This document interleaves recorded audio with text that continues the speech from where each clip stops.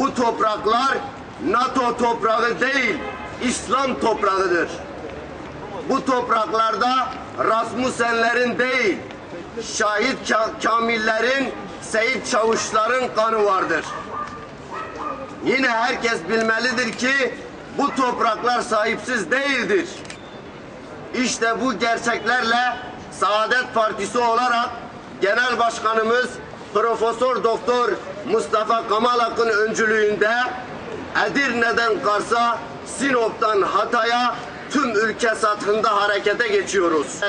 Olduğu gibi 250 bin şehit vermiş ama asla esaret ve dayatmaya boyun eğmemiştir. Bizim Amerika'nın kalkanına da NATO'nun patriotuna da ihtiyacımız yoktur. Ne var ki AKP iktidarının politikaları milletimizin tarih boyunca ortaya koyduğu asalet ve kararlılıktan çok uzaktır. Dün taşla, sopanla kovduklarımız bugün kırmızı halılarla karşılanmaktadır. Pilot füzelerinin indirileceği İskenderun limanında büyük buluşma ile son bulacaktır. Bu tarihi yürüyüşe tüm milletimizi davet ediyor, hepinize saygılar sunuyoruz.